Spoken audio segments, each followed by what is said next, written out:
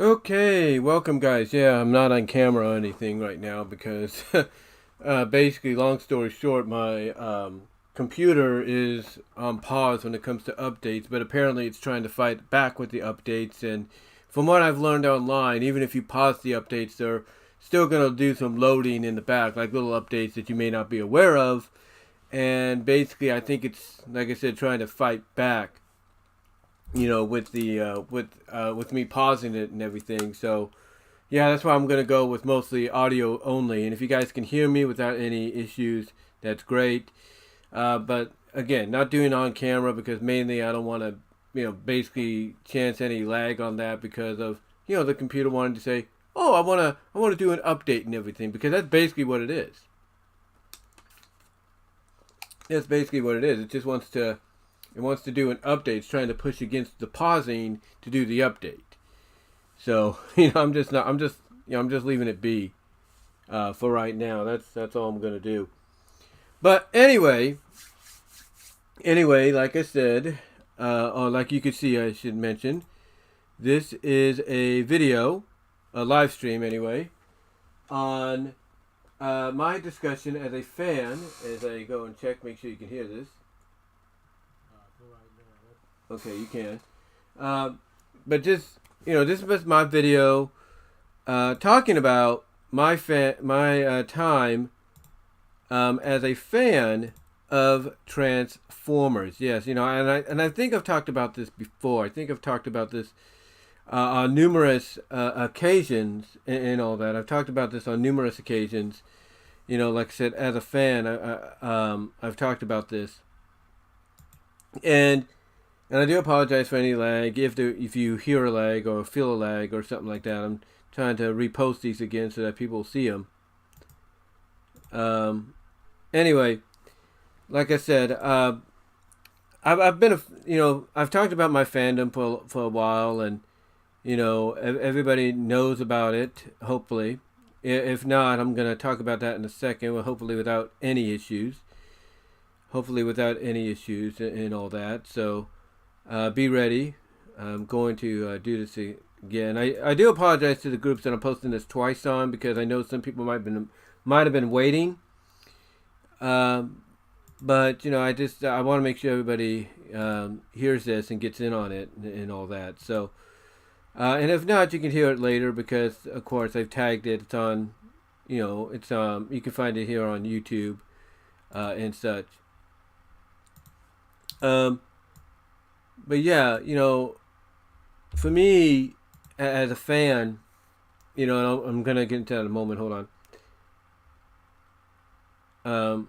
Just gotta make sure make sure the right people see this and everything. Hold on for a sec.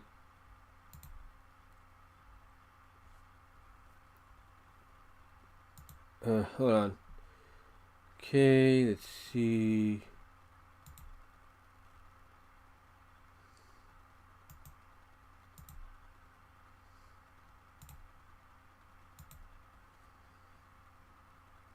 There we go. I just want to make sure the right people see this. So I do apologize for any potential lag, because right now my computer is loading again. Wants to. It's almost like when you go to the you skip an update, but you want to go to another page. It's almost like your browser saying, wait. Let me do this virus scan first, or let me do this little bit of an update.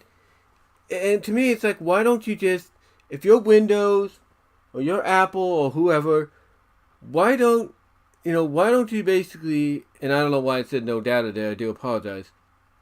Again, that's what I'm talking about, but the fact that it's it's loading and everything, it wants to basically take control.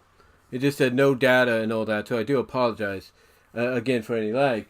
But to me, it's like, why doesn't Windows or Apple or Mac or whatever just have these little notifications come up on the upper right, upper left, bottom left corner of your screens and say, hey, well, we're in the process of doing an update for the next 30 minutes. Do not use your computer. Or when the updates are doing a virus scan, do not use your computer. Or we're in the process of doing a virus protection update, don't use your computer. It's like, why don't they just do that and be done with it? That's my opinion. That's my opinion. It's like, because I feel it'd be much easier if they did that, because that way you can be like, okay, I'm not going to touch my computer. I mean, I'm going to let it do its thing. But, apparently, they don't do that. They expect you. They expect you as a consumer. They expect you as a consumer to be the one that, takes care of that, if you will, to pay attention. All you want to do is just get, certain work done and everything. And it's like, why don't you just, and it's like, you just want to get certain work done. It's almost like you want to just tell somebody on the other side, if you want to do it so badly, Microsoft, if you want to do it so badly, Mac, if you want to do it so badly, Apple, you want to do these updates, then why don't you just do a big update, take away the pause option, so that way nobody has any choice but to do the update. It's like, why don't you just do that? That way people don't have to basically be dealing with this crap where your system, whether it's you or HP or whoever, is trying to do an update, when it's supposed to know, hey, you're paused right now, don't try the update. I can never understand that. Can you? I can never understand that. But anyway, let's get on topic here and what this video is, the live stream, I should say, is really about and everything. And that is my personal history as a Transformers fan. Yeah, my personal history as a Transformers fan. And basically, as we get to the 7-minute mark here, or depending on what it says here, probably about the same thing. Because it differs from OBS to YouTube when you're using OBS Studio. But let's talk about my history as a fan of Transformers. And, quite honestly, like I said, I've talked about this before. But as a fan, I grew up, right from the start with it. Basically, my mom used to homeschool me, and I'm going to show you what I'm talking about. Let me bring this image up, hopefully with no issue. Hopefully with no issue whatsoever. And you want to know how you can tell it's also doing an update to your computer, or at least trying to do an update, is when your stuff gets reconfigured to like a certain other area that you don't want to be at, because you want to go to your initial area in your folders, but then it's at another area. That's how you know. But anyway, this here is a picture of me. Right here, this is a picture of me when I was initially about 4 or 5 years old, I think. Right here, this is the initial picture of me right here. I'll blow it up just a little bit more so you can see. But yeah, this was basically me. This was initially me being homeschooled. And this was about 84, 85. And, this is, and the way the homeschooling worked for me as a kid is my mom would teach me, of course, from home. And she would teach me in my bedroom. That was my, like where you see me sitting at, that was basically my little desk and everything, that little table. Had a little tape recorder there. Had something like a jar. I don't know what that was. I think it was a penny jar or something. She just had everything lined up for me. And basically, long story short, this is how initially I got into Transformers, because, of course I had some cars and stuff you can see right there. Pretty much. In fact, let me blow that up just a little bit more for you. But you can see like cars right here, little figures and stuff. Some of these I think were GoBots or something, because my family couldn't really afford Transformers at that time, like my cousin's family could. So I was stuck with GoBots and everything. But when I got older, of course, I got Transformers. Like, as you would see in my room tours and everything, I have Power Master Optimus Prime. The one I have here in my room, the Power Master Optimus Prime, that wasn't the initial one I got. The one I got was for my 10th birthday. I think it was my 10th or 9th birthday. That's when I got it. That's when I got my Power Master Optimus Prime initially. And then, of course, I have the lunchbox. You saw that in my most recent room tour, where I showed you that I changed things up. Moved my bed into basically the middle of the room almost.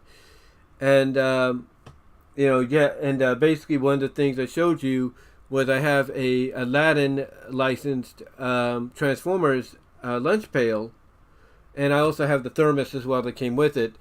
And these were ones that, and this was a lunch pail, and this basically was not the same lunch pail because somebody has their name in it from long ago, from Fairfax, Virginia, it looks like, and basically basically, I had the same kind though as a kid, and I would take that to school with me and eat lunch, or I would have it basically, when I was just ending homeschool, I would have my lunch in it or something like that, so I could do lunch and everything. But anyway, I would be doing this. My mom would be teaching me homeschool right here. And what would happen is we would do this, I think, from like 8:30, 9 o'clock to about noon. We do it from about 8:30 to noon. And what would happen afterwards is she would, we would end the session because we do this we would do this every Monday through Friday. And then we would end the session. We would end the session and everything. And what she would do, basically, what she would do basically is she would have me go. She would have me kind of help clean up the desk and everything, kind of put things back and such. I don't know if the desk was a fold-up desk or something. I don't think it was. Oh, maybe it was because I think it was. I don't think it was because I would also color on it. I was coloring stuff, I think. I can't remember. But basically, she would help. She would have me and her would clean things up, and then what she would do is she would go and make lunch for me and her. And while she was making lunch, I would be in my room, probably playing with my toys and all that, or I would be in front of the television because I didn't have a TV in my room at that time, and neither did my older sisters. But but we had one in the living room. I think my parents may have had one in their room. I don't know. I can't really say if they did or not. But I know we didn't. I know me and my sisters never had one in either of our rooms until later on in our lives. Till later on in our lives. So what happened is that, my mom, like I said, we would clean things up, and then she would have me, she would have me keep myself busy, either by playing with my but playing with my toys, and everything, or she would have me sitting in front of the television watching cartoons. And, one of the cartoons, of course, one of the blocks of cartoons I would watch would be on WTBS, and that would consist of, the Tom and Jerry Super Fun House, that consisted of Tom and Jerry cartoons and Hanna-Barbera cartoons and Bugs Bunny and Popeye, you name it. And that's how I got into other cartoons that came on TBS at that time too. I think that's when I was watching Battle of the Planets. That was on there, which went by the name of G-Force, went by the name of G-Force. So I watched that. And I do apologize for any lag. My computer is loading right now. So it's basically going to probably, slow things down a little bit. I don't know why. Okay, now it's stopped. It does that at times. I think, again, like I said, I think my computer's trying to update itself, even though I've paused the updates. But again, it does things in the backgrounds, that you wish it wouldn't do. But, hey, it's probably beyond Windows control or something. But anyway, getting back to what I was saying, I would watch, WTBS, watch that a little bit. And like I said, that's how I saw the Super Fun House with Tom and Jerry Super Fun House, which consisted of a compilation of Hanna-Barbera cartoons, Popeye, Looney Tunes, you name it.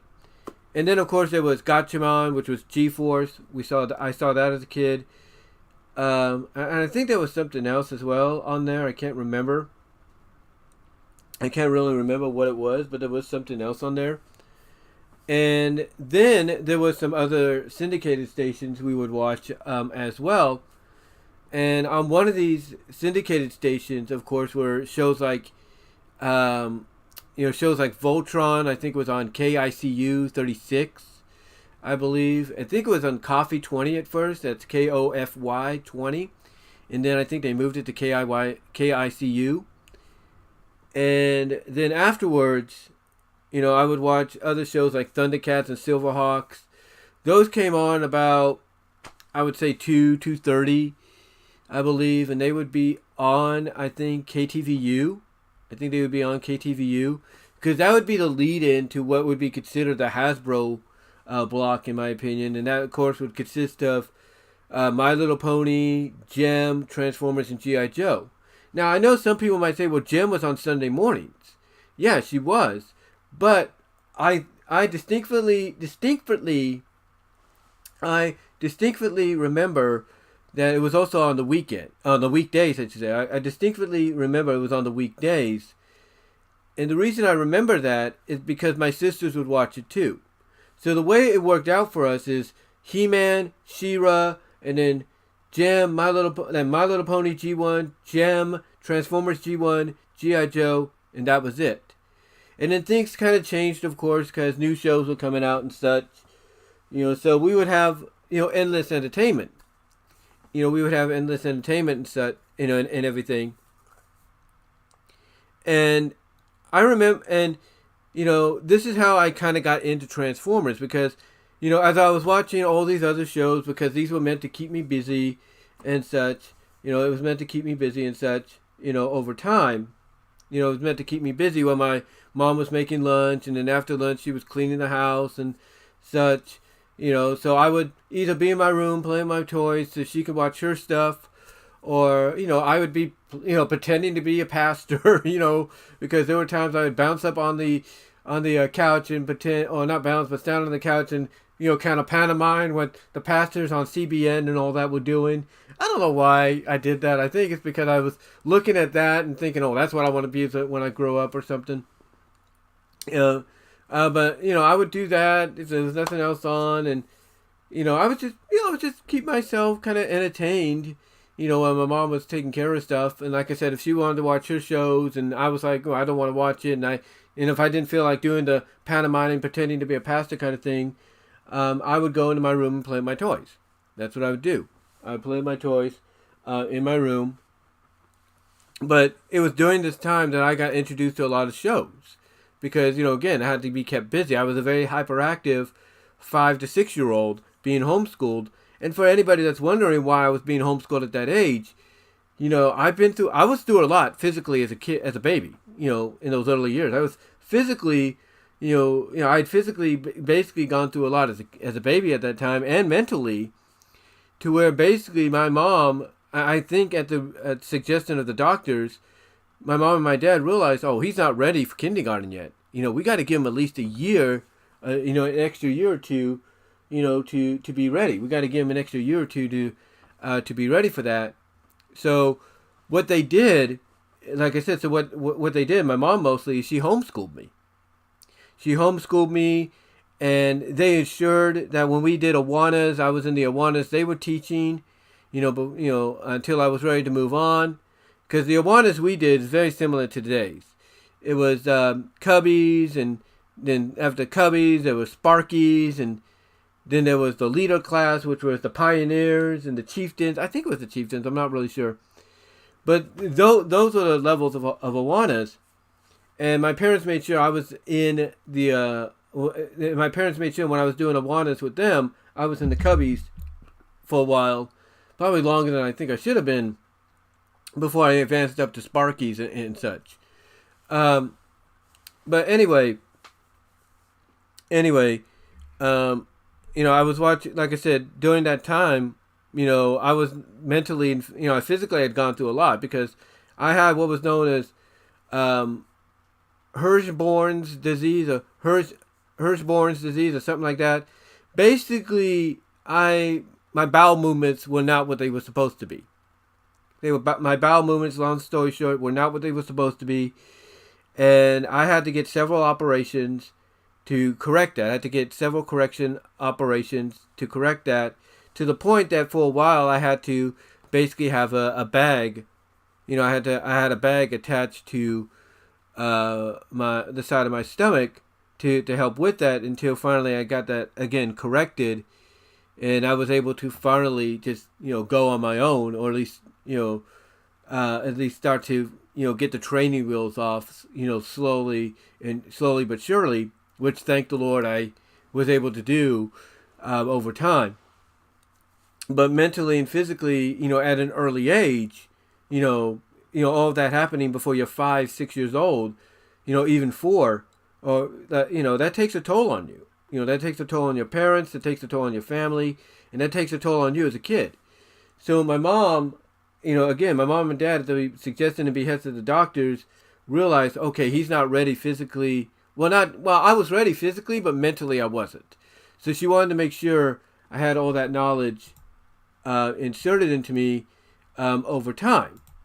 She wanted to make sure I had all that knowledge inserted into me over time before I went into kindergarten, which I went into kindergarten around, like, I think it may have been 85, maybe 86. I can't remember. I think it might have been 85, 5 or 7. No, it was 86 because I was 7 years old. I was probably the oldest kindergartner you can expect. So that's why I was always held back by a year, because honestly, had I not been held back, or anything, I would have initially graduated in from high school. I would have initially graduated in 1997. If I had not been held back. But because I was held back, I graduated in 1998, which, all good things come for a reason, because that's the way God plans it. But it was because of all that, which is why my mom homeschooled me. And as I said, it kind of allowed me to be put in front of the television, because as a hyperactive child at that age, you're not totally ready to, go outside. Like, you can go outside as long as you have your parents or your siblings with you. But outside of that, it's like, no. We got to keep you indoors because you're not totally ready to be on your own. So again, I was kept busy watching, a lot of cartoons. I was kept busy watching a lot of cartoons. And not only was I kept busy watching them and, like I say, discovering all these different cartoons and everything, I even watched the early days of the USA Cartoon Express, which had GoBots and the Hanna-Barbera cartoons and such. But this is also, like I said, when I found out about Transformers, because I was sat down in front of the television, even when my sisters were coming home from school, and I was watching Transformers. I was watching G.I. Joe and Transformers back to back. Like I said, they would watch their programming. We'd watch shows together sometimes, if there was nothing else on, or like what it's going to look like it's going to do in a little bit out here right now. If it was raining, we would, pretty much stay indoors and watch cartoons, or play with our toys, play the Animal Land thing with each other at times, because that's what my sisters used to do with each other, and then they let me play along with them too. But yeah, it was a very memorable childhood. But getting back to Transformers, like I said, my mom sat me in front of that television when I was young, initially in 1984, and when I first saw Transformers, I was hooked. Pretty much, I was hooked, and and ever since then, I've been a fan. I was watching it. Because every day, I would never miss an episode. It'd be Transformers, G.I. Joe, He-Man, Silverhawks, Thundercats, and if I had to watch something with my sisters, and this is why I gained an appreciation for them, it would be Jem, My Little Pony, and She-Ra. Pretty much. But everything else I would watch, and I really enjoyed it. I really, really did. Of course, we had other shows we would watch too. Like one show my mom specifically made sure I would watch was Superbook, was the original Superbook. So she'd make sure I'd watch that. But outside of that, I would watch all these other shows. And yeah, my love for Transformers, from that day, from the first time I saw it in 1984, when my mom had me sit down and watch, television to keep myself busy while she was like cleaning the house and taking care of some other things. Ever since that day, I was hooked. And I would watch, like I said, I would watch every episode every day. Every day. There was my block. There was my block of cartoons along with my sisters. We would watch our shows every day. And I remember basically, I was in my room, And I know my mom was still homeschooling me at that time. Oh, what? No, she wasn't homeschooling me. No.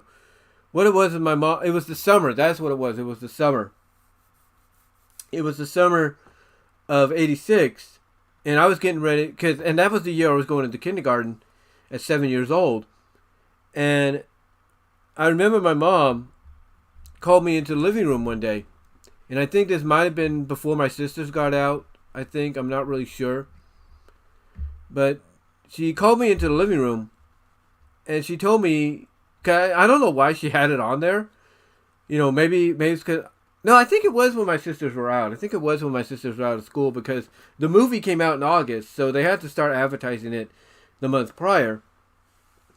But I remember I was in my room playing with my toys, and I get called into the living room by my mom. And I go in the living room. I think my sisters might have been in their room, or they might have been with their friends or something. I'm not really sure. But I get called into the living room by my mom. And on MTV, they had the Touch music video. She said, "Look at this, Brian. Look at this."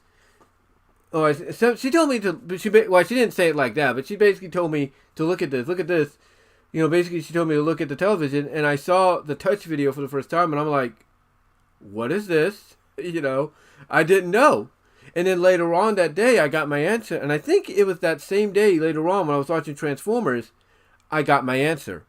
When all of a sudden I saw an advertisement during the commercial for the movie, I was like, and you can only imagine how a hyperactive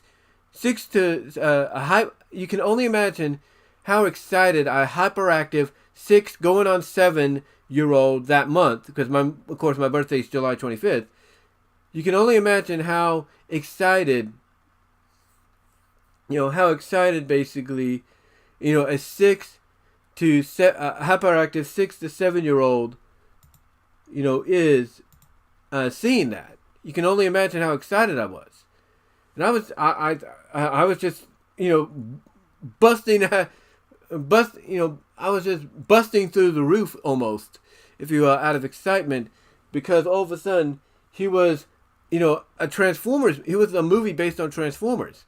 I was just so tingled with it. I was just so tingled with excitement, and I wanted to see it in theaters. But again, you got to remember, hyperactive 6-year-old going on 6 years going on 7-year-old child. Yeah, not a good idea in the cinema, in the indoor theaters, or even the drive-through. Not a good idea when it comes to taking them to see this movie. So what happened is, I remember wanting to see the movie, and I had to wait. I had to wait a few months. But what was interesting is I ended up still watching Transformers, and like a lot of people who probably didn't see the movie until they saw it on VHS, all of a sudden I'm watching like the 3rd season, and all of a sudden I'm seeing all these new Transformers. I'm like, what's going on here? Where's Optimus Prime? Where's Ironhide? Where's all these characters? And then as I'm watching it, I'm thinking, and I'm not thinking this at first, but it starts going through my mind. I'm thinking, wait a minute, did Optimus die? Did Optimus die or something? Because all of a sudden I'm seeing these episodes with him coming, with them talking about all these Autobots that died. And then of course I think, one of the episodes I saw was Dark Awakening. I'm thinking, what's going on here? And everything. And then finally I did see the movie, because months later, my dad, he called up Neighborhood Video, because Neighborhood Video was and I think this was around the time Blockbuster was coming into being, but I don't think we didn't have a Blockbuster yet in Hayward yet, because we were living in Hayward, California at the time. I don't think we had a Blockbuster yet there, but we did have some other video outlets to rent from, and one of them was Neighborhood Video. And I remember going into Neighborhood Video one day because my middle sibling, my second older sister, had gotten a Nintendo for her birthday. Initially, it was all of our Nintendo, but it was mainly hers. But of course, her being 2 years older than me, our parents were like, "Yeah, this is yours initially, Stephanie, and when you move out and everything, because that's my sister's name. This is yours. This is yours. And when you move out, if it's still with us, still part of the family, you can take it with you. That's basically what it was. It's like if anything was gifted to you, that was yours to keep, even when you got older and you moved out. You could take that. Nobody could say anything. That's your property. But as long as we were, still being raised by our parents, it belonged to everybody. And over time, it ended up becoming just that because, we got games for it that we would play and such. But anyway, what was I saying? Oh yeah, we went to Neighborhood Video to rent some movies and some games, and I remember walking up to Neighborhood Video, and as you know, with all these local regional movie rental places, all these video rental places, they would always have, and Blockbuster did this too, but they would always have, the advertisement, the movie poster of what movies were gonna, soon be in stock with a coming soon or now available, banner on top of it. And I remember basically walking up to Neighborhood Video one day with me and my family, and I noticed the Transformers poster there, and it said "Coming Soon," and I'm like, "What is this?" And then we walk in there, and and behind the counter, they had this whiteboard with marker, different color. Two sides were colored differently. One side for "Coming Soon" was colored differently. One side for "Now Available," and then the "Coming Soon" was Transformers. So we saw the date for it, and my dad and my mom said, well, if you do good in school and you behave and you kind of help yourself take care of your issue, my bowel issue and all that, we'll reserve it for you. And I did exactly what they said. And my dad got on the phone and he reserved it. And we got it home, that night, and after dinner we watched it. And I can tell you honestly, yes, I got all my questions, just like I'm sure a lot of people that saw it on VHS for the first time. We got our questions answered basically. We got our questions answered when it came to why season 3 was so different. And the timing, I think, for the release of the movie on VHS, couldn't have been any better because, around that same time, we got the Return of Optimus Prime episode, which was in February of 1987. It was in February 1987. And the timing, like I said, of the release of the movie couldn't be better because there was still a lot of us that had yet to see the movie, were renting it and all that wanted to know, okay, why is Optimus dead? Or why is this? Why is that? And now we finally got the answers. And we're like, oh, that's why. That's why. Drinking some Kirkland water here. But anyway, we finally got our answer as to what happened. We finally got our answer as to what happened. And it was, I will say this, it shocked me as a child. There's no doubt. My mom, I can tell you honestly, I can't remember specifically she said anything, but I can tell you my mom was shocked at how violent the movie was. And even my sisters were a little surprised. They were like, wait a minute, this is not normally what Brian watches. What the heck? They were surprised as well. And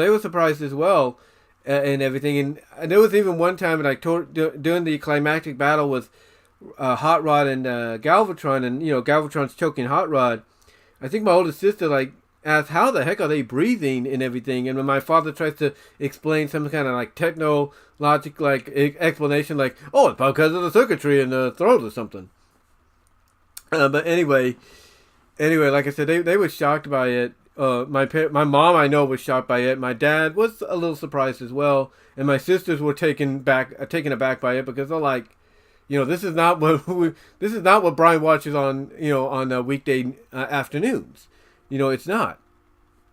So yeah, it was an interesting first experience, and I do remember because my older sister brought this up recently. She read one of my post on one of the she read one of my comments or something like that on a public Transformers post, because that's accessible to a lot of people. She said, "Yeah, Brian, we know you cried a lot," and I had to remind her. I think I reminded her or something. I said, "No, I didn't. I didn't cry. What I did is I had this big gray pillow. And I would always put my head on if I wanted to take a nap, right? Because I was young. My mom wanted to kind of calm me down if I got too hyper, right? So I had this big gray pillow, and I remember just putting my head under that pillow, being like, I don't want to see this. I don't want to see this. I don't want to see this. I wasn't saying that specifically, but I just put my head under my pillow. I was like, I'm not looking at this. I'm not watching this. And that was during the death of Optimus Prime, because again, any child at that time did not want to see that. We did not expect that. And, I'd have to be in agreement with, the fans that saw it in the theaters. Yeah. It was very traumatizing. There's no doubt about it. Very, very traumatizing. But for me, I was like, I didn't get traumatized because I put my head under that pillow. I was like, I'm not seeing this. But I'll watch the rest of the movie. I'm just not seeing this scene. And even to this day, anybody that felt that way, traumatized or not, or hiding their head so they don't see it, it's still hard to watch. Like, you've gotten used to it more now as an adult, and you've accepted that it's what made the movie what it is, a cult classic. But it's still kind of hard to see sometimes because of the fact that what it does is it reminds you of how upset it made you, how pissed off it made you, how pissed off it made your parents. Because, it's like, why would you do this? I mean, I think Corey of Double Toasted, even though he joked around about it because they were talking about it on Double Toasted one time, even he's like, he joked around of how parents reacted to being like, oh, they shot the truck? They shot the most expensive toy? Because it was a shock. Nobody expected that. But again, as you get older, you find out the truth. And as a kid, you kind of have maybe an idea, but not really. Because all you're seeing at Toys R Us or Walmart or Target or wherever, Kmart, all you're seeing is new Transformers. And you're like, ooh, new toys. You're not taking into consideration that behind the scenes, Hasbro had this happen because they wanted to they wanted to go by that saying of out with the old, in with the new. You weren't thinking of that. You weren't thinking of it, in that manner. You weren't thinking of it in that manner or anything until you got older. And as the internet became a thing, you started to get more information of why exactly they did what they did in the movie. You started to get a better understanding, if you will, of why they did it. And, again, even to this day, it's still, even though you've got more accustomed to it and everything, it's still a reminder of, what it put you through as a kid and what it put your parents through. I mean, I'm sure people listening to this, like Michael Mercy and Optopotamus and, Rodimus Primal, they Chris McFeely, I know you guys understand where I'm coming from. It really just was very surprising in everything. And it's still like a moment, like you'll watch it, but you'll kind of be like, yeah, I'm used to it now, but it's still kind of hard to digest. Still kind of hard to, digest as a fan, that they did that. But again, when I saw the movie finally on VHS and everything, and it was the VHS, distributed by Family Home Entertainment, FHE, I saw it and everything. The timing couldn't be better because around the time they released it is when they released the two-parter Return of Optimus Prime. It's like Hasbro knew, okay, we got to get this two-parter out, respect where it has to be given. The effort they put into it, to coincide with the release of the movie on VHS. The effort they put into it to have it coincide, couldn't have been more better. Couldn't have been timed better. More timely bettered, if you will. So, it was great to see. you know, it was, excuse me, it was great to see that, you see this movie, you see Optimus dying, but almost around the same time, you got this two-parter that served as the season finale for season 3, and here he comes back to life, and it's like, oh, thank God. Thank God, or as Transformers fans would put it, thank Primus. It's like, it's like, okay, it's like they corrected course because of the complaints. And, here's the thing. Again, like I said, mad respect to those animators and the voice actors that came together almost at the last minute and were like, okay, we need to fix this. We need to take care of this now. We're getting too many complaints. Mad respect for them doing that. But, for me, being a fan, seeing the movie for the first time and kind of going through that was a huge deal. There was no getting around that. That was a very, very huge deal. And then, of course, throughout the years as I got older and everything, still young, still a Transformers fan, I would rent the movie anytime I would, get a chance. Like, there were times, like when we moved to Fremont, there was a K Video. Yeah, it was called K Video. I rented it there, even though I kind of made a scene because I'd be known to throw little tantrums and everything. And, going with some neighbors one time, that didn't really help. And it was like, that was the first and only time I would go with them. But, they were kind enough to, just to shut me up, to let me, to rent the movie so I can watch it at home and everything. But, yeah, looking back at that moment, that was probably not the best moment of my life as a kid because I should have known better. But, again, kid, hyperactive still, a little behind on things.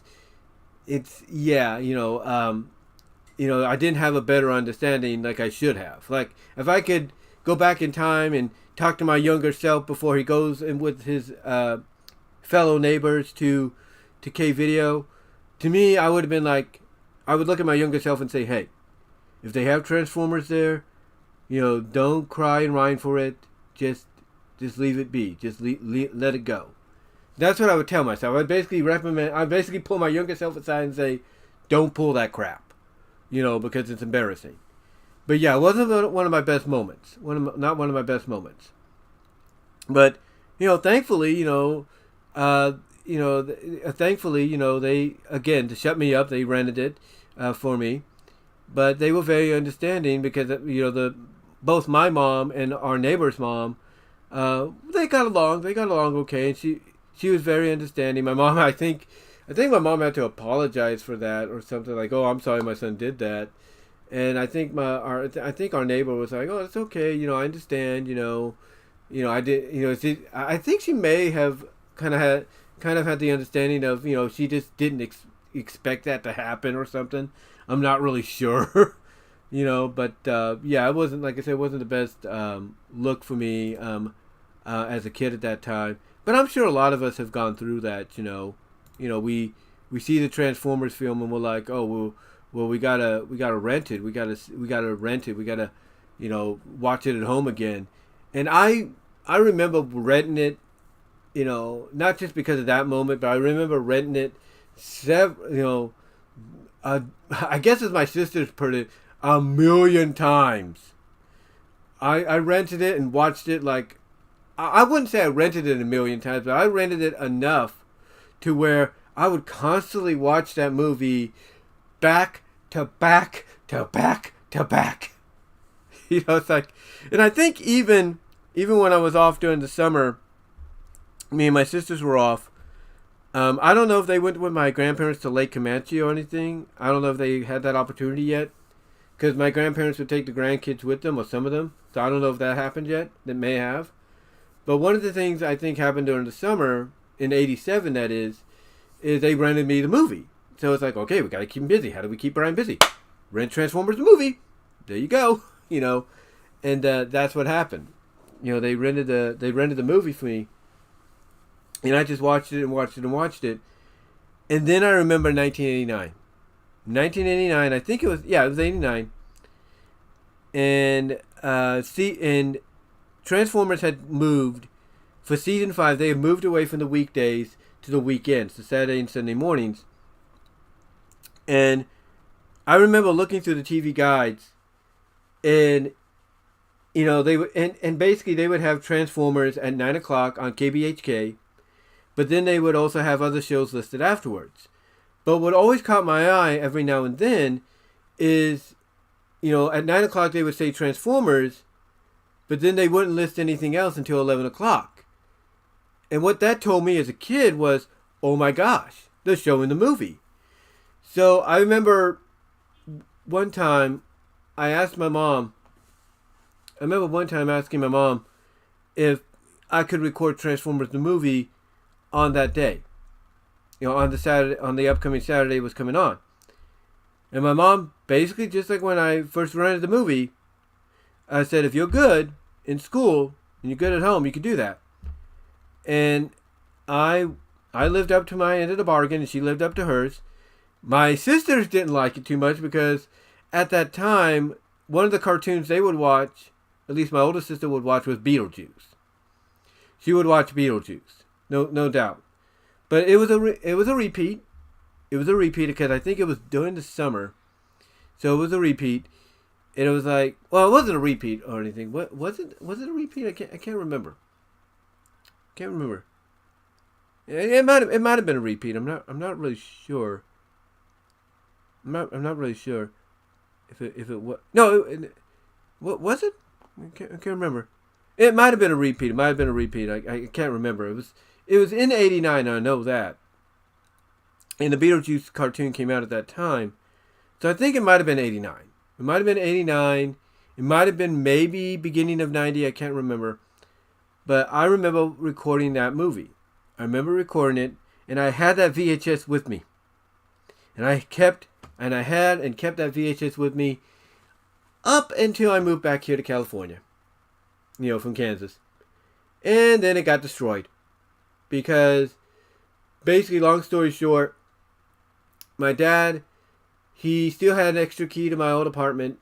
He went in there, got a lot of the things that I left behind. Some of the things I left behind, including my movies.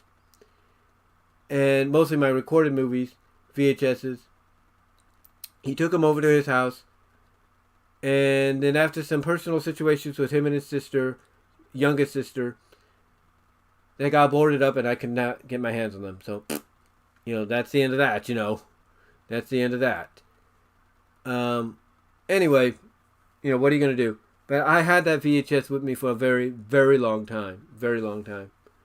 It even had some of my old recordings from KTVU of Transformers. Because I think the most significant one I had on there was Dinobot Island.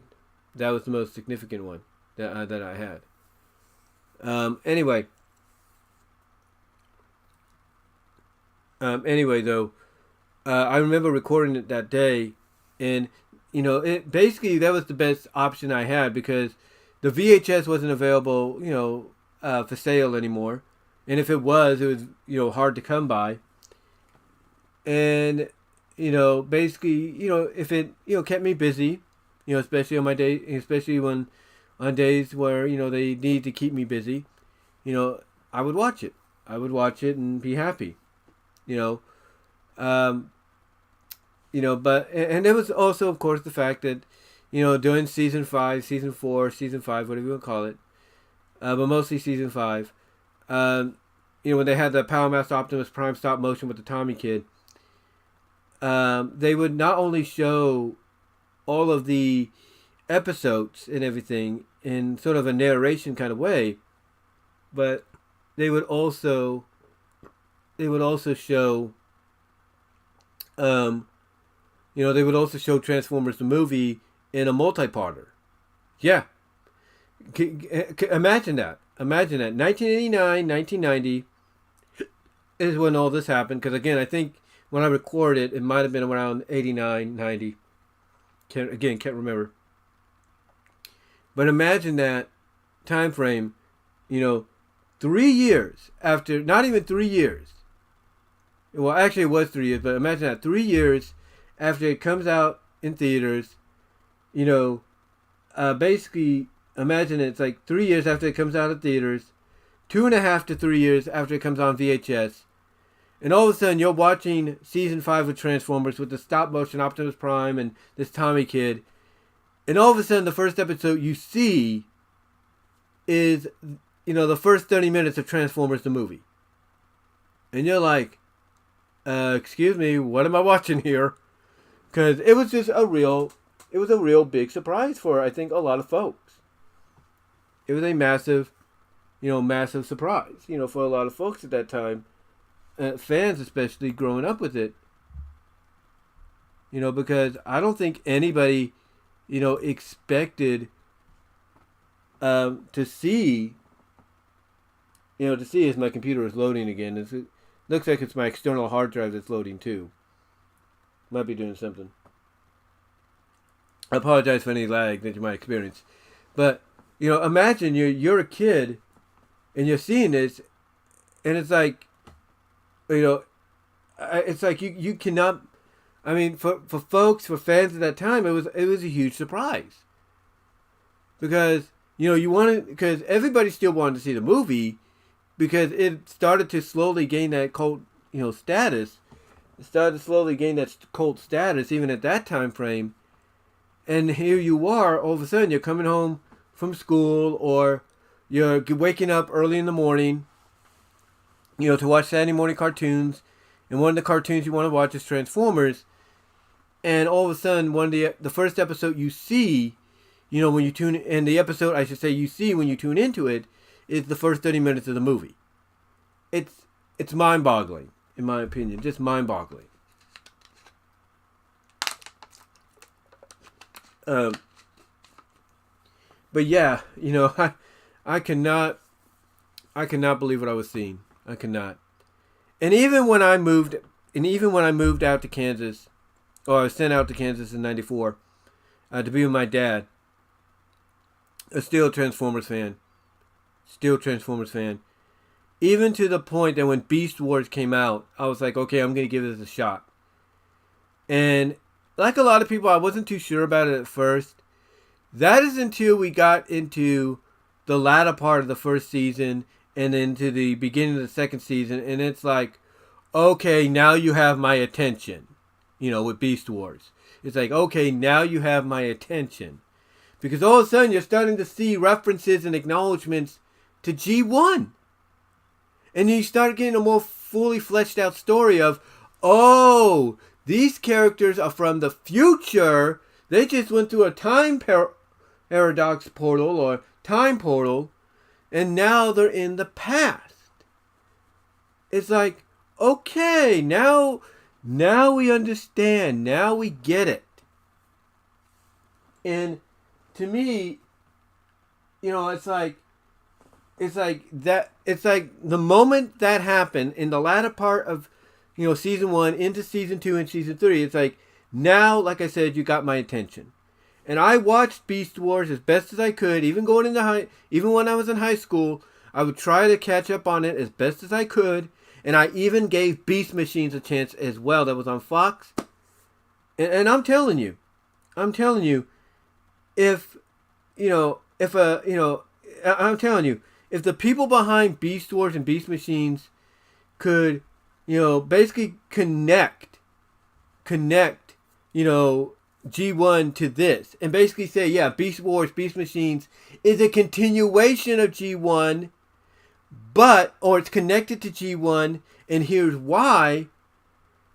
Then nowadays, I'm sure people look at My Little Pony G5 and they're like, yeah, we know it's connected somewhat to G4, but give us more substantial evidence, because they look at, what the people behind Beast Wars and Beast Machines did and shows like that, and they're like, well, if you could do that, then why couldn't you do that with this show? Just saying. But yeah, I remember watching that.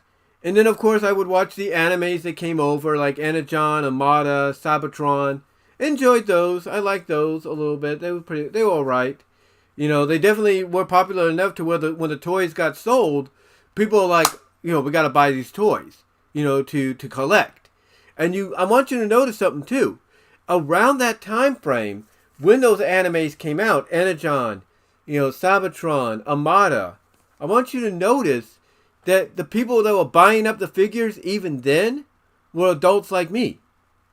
adults like me, we were buying up the motorcycle the Micromaster or whatever they were called version of RC, the motorcycle.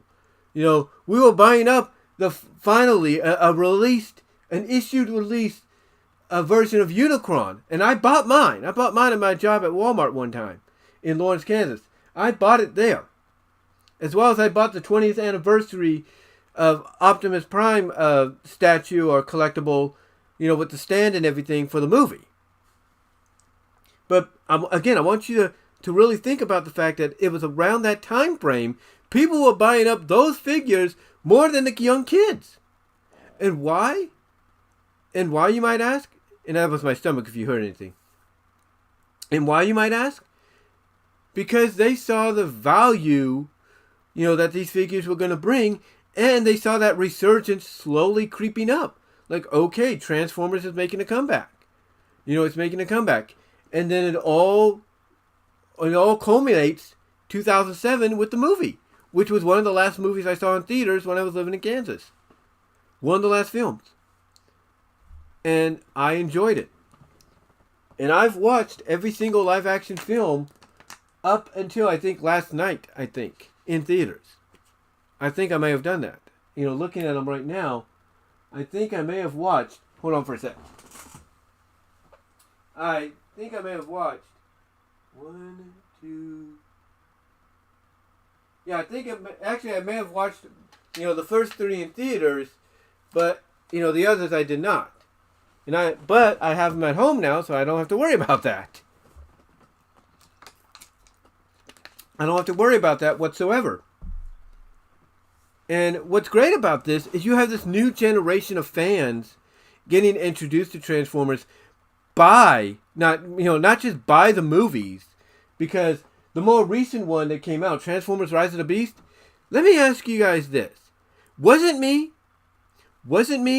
Or did anybody else hear Unicron's theme from the movie being played at the beginning of Rise of the Beast when he showed up? I'm just saying. Maybe it was me, but I don't think it was. But like I said, essentially I've watched the first 3 in theaters, and I've gotten the other movies as well, along with Bumblebee. But again, it all culminated to that moment. And it was like, oh my gosh, this is what we've been waiting for as fans. This is what we've been craving and salivating for. And again, it's thanks to these movies and us as adults that grew up with the originals that now this new younger generation has a better appreciation. Even my niece, my niece, who is the oldest out of my nieces and nephews, she likes Transformers, and she liked it when she was a kid. And it's all because of Beast Wars and Beast Machines. And I'm damn sure my oldest sister basically told her something along the lines of, yeah, you probably take after your uncle in that department. And then, of course, my nephew, my oldest nephew, I sent him a copy of Transformers, the 20th anniversary DVD, when it came out in 2006. And he liked it. My oldest sister said he loved it. He loved it and everything.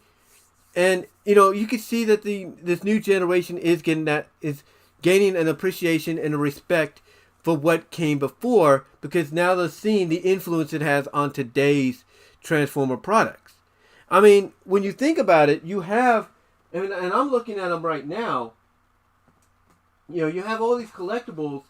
Like, I've got in my hands right now my Studio Series 86 Ironhide from Transformers the movie. And if anybody's wondering why it's called Studio 86, it's because it's to culminate with the movie that came out at that time. It's to culminate with the movie that came out at that time. It's just amazing to see how far Transformers has come, in the 40 years that it's been around. And it's amazing to see that fans like myself, fans like Optibotimus, Michael Mercy, Rodimus Primal, Bolt Matrix, Chris McFeely, Prime Patriot, Prime versus Prime. It's amazing, TJ Omega. It's amazing to know.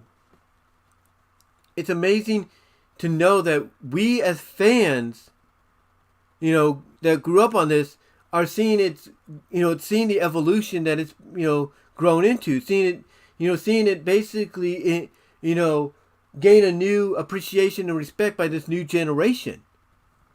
It really is. I mean, I've seen some pictures on some of the Facebook group pages that I've linked this live stream onto, and some people have shown, as of recently, like in the past few days, some people have shown pictures of them enjoying a movie night, with their kids, with their 13-year-old kids, or 15-year-old kids, or 8-year-old kids, 10-year-old kids, enjoying a movie night, watching the 1986 Transformers film on their 86-inch television or 86-inch projector screen. And if that is not proof of the, of the influence, that this franchise has had, if that's not proof of the influence that fans that grew up on it, like those parents, those grandparents, those uncles, those aunts, have had in this new generation, I don't know what more proof you need. I do not know what more proof you need. Because I could tell you right now, when I was working at Kohl's, and I hope to be working there again, when I was working there, I would put on some 80s shirts like Voltron and Transformers, and I would have my freaking managers pointing out to them saying, hey, we just talked about that stuff. Hey, that's a cool shirt and everything. And it wasn't because, they just wanted to make me feel good and encourage me to work better. No. I felt new it was very genuine. I felt new it was very genuine. So to me, to see the impact and the influence this franchise has had, to see fans like myself that have grown up with it having the impact and influence we have, as well as still showing how much we are fans of this franchise by going out there and collecting, new figures when they come out, even if they're being put on sale on clearance, because they got to clear out for the newer figures, or because Hasbro financially is having a bit of trouble, so they got to lay off and cut things here and there, which I hope they get out of, because they're one of the best toy manufacturers and entertainment industry leaders when it comes to adaptations of toys that they marketed, I should say, in the world. I hope they get better. I hope they find a way out of this. I really do. But again, like I said, to see people like me, going out there and still collecting these things, to see people like Michael Mercy dedicating a freaking room, and a freaking section of that room, a massive section, to Transformers, and doing a ton of history of video. Again, excuse me there, and sharing his knowledge, as a fan. It's just great to see. It's just great and tremendous to see. To see someone like Optibotimus do it, to see Bolt Matrix do it, to see Rodimus Primal do it, as well as give information and stuff. It is amazing to see. It is just an amazing sight to, amazing sight to see. Let me get some water here.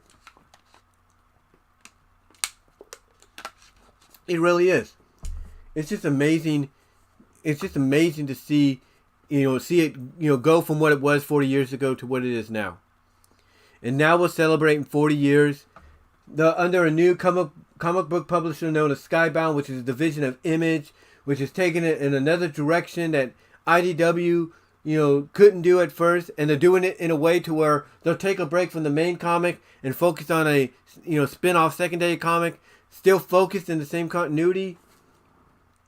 It's amazing to see. And then you got this new Transformers Earthspark on Nickelodeon. You got Transformers 1, the first animated Transformers theatrical film coming out later this year, which is a prelude, which is served as a prelude to how all of this started, how the Great War, the Cybertronian War between the Autobots and the Decepticons, and Optimus and Megatron began. I mean, what more can you ask for? And then you're getting potential crossovers, if they're still going to make it happen. You're getting a potential crossover in the live action area of the movies between Transformers and freaking G.I. Joe, based on what we saw at the end of Rise of the Beast. I mean, what a time to be alive as a Transformers fan as we celebrate 40 fucking years. Excuse my language, God, but 40 fucking years of this franchise.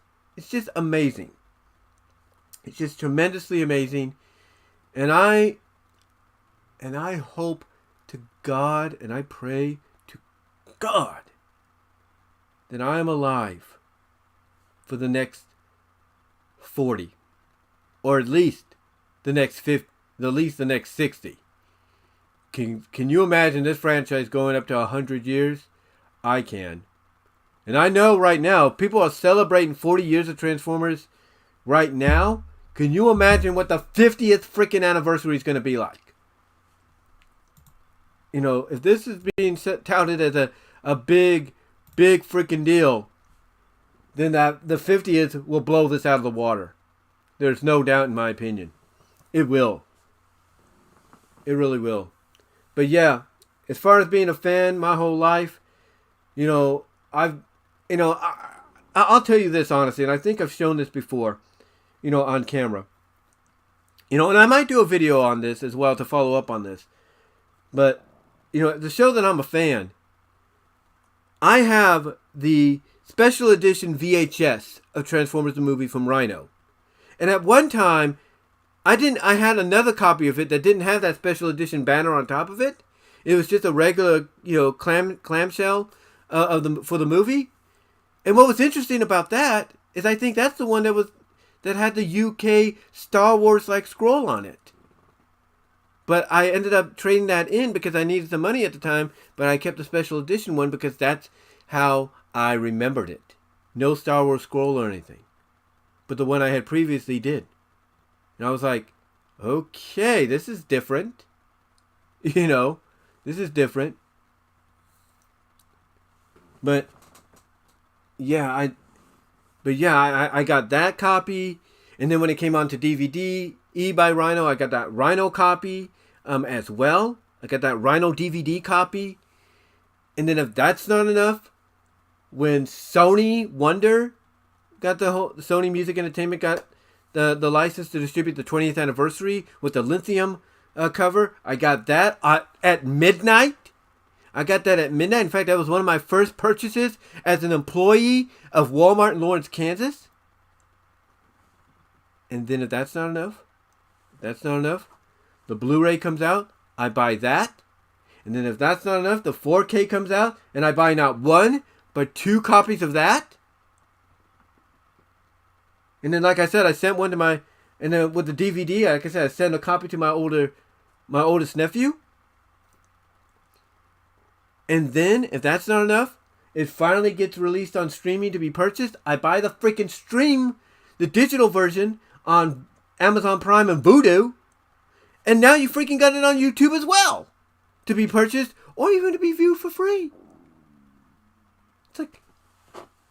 It's like, I mean, for me, being a Transformers fan, I have the DVD. I have 2 DVD versions, a VHS version, a Blu-ray version, 2 4K Blu-ray versions, 2 digital versions.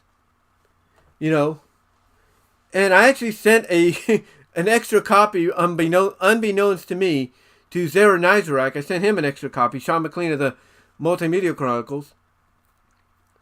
And then if that's not enough, I have the soundtrack, on CD, the regular CD soundtrack, nothing special. I have the 20th anniversary edition soundtrack. And then if that's not enough, I have the vinyl, the re-released vinyl of the original version of the soundtrack. And I have the 2 vinyl, special edition release as well. And I have the Marvel Comics 3-part adaptation of the film and the IDW multi-part adaptation of the film in comic book form. And I have the movie poster. It's like, what does that tell you? What does that tell you when it comes to me being a Transformers fan? Tells you a lot, doesn't it? Tells you a lot. But yeah, I have been a fan for so long, and it shows. It really does. You know, it really does. And that's why I've gained an appreciation for shows that I feel share a similar quality from an entertainment perspective. That's why when anybody asks me, even my own family, why do I like My Little Pony Friendship is Magic? Oh, I don't know. Maybe it's because it reminds me of shows like Transformers that I grew up in the 1980s. It has that aura about it. It has that aura about it that you cannot replace. You cannot, replace whatsoever. You can't.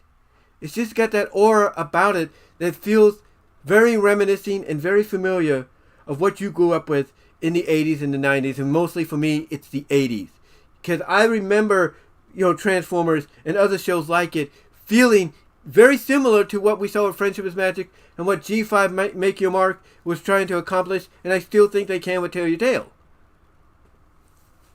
But the point is, for anybody that ever asked me that, that's why. For anybody that ever asked me why I'm a fan of Sonic Sat-AM and enjoy the Freedom Fighter characters like Sally Acorn and Bunny Rabbit, it's because their character presentations in Sat-AM and in the Archie books, depending on the writers and everything, felt very reminiscent of the character presentation I would get with shows like Transformers. Basically what I'm getting at, it's because of Transformers, and shows like it in the 80s that I watched as a kid, that I have an appreciation for shows like Sonic Sat-AM. I have an appreciation for shows like Friendship is Magic that carry that same aura and vibe. And then you could see it in the comic adaptation, in the comic versions as well. That you would read, that were published in them. You could feel it. You could feel it. And as far as the comics go too, I've collected the comics as a kid, and I collected the comics as an adult, even the original Marvel ones. I mean, it was thanks to Linkara of Atop the Fourth Wall that I found out about Regeneration 1. Yeah. Linkara did a review on Generation 1. I was like, oh shit, there's a Regeneration 1, a continuation of the original Marvel by IDW? I gotta get that. And I did. And when I was in Lawrence, Kansas, I got a bunch. I went to a comic book shop on Mass Street in Lawrence, Kansas. I remember going to the comic shop and buying Transformer book comics and trade paperbacks. I remember doing that. And I remember going to Hastings. I remember going to Borders. All because, of the fact that I was a fan. And I'm all because I was a fan at that time and still am. And I still have those books to this day, those comics to this day. And that's saying something. That is saying something. I mean, the fact that I went out of my way on eBay to get myself, to reacquire a lunchbox that's not the original lunchbox I had, but pretty much is the same one, from 1986, along with the freaking thermos. That should be very telling. But yeah, I've been a fan for so long. It's not funny. I mean, some of my first actual Transformer figures, like I said, was Power Master Optimus Prime, Grapple, Snarl. It's Snarl the Dinobots, that is. It was like, I could, Goldbug, the original Goldbug. It's just, moments and memories like that make me proud to say I am a Transformers fan, and I'm going to continue being a Transformers fan, for as long as I live. And I cannot wait for when the 50th anniversary happens. Because again, you think this 40th anniversary is something, just wait to the 50th. And I hope, here's the thing, I hope for this 40th anniversary, they re-release the 86 movie in theaters to coincide with the Transformers 1 movie. I hope they do. And I think they will. But if not, I hope and pray they do. Because that will really, really help out. You want people to watch Transformers 1? Let them watch the one, let them go to theaters and watch the original animated film that started it all. So yeah.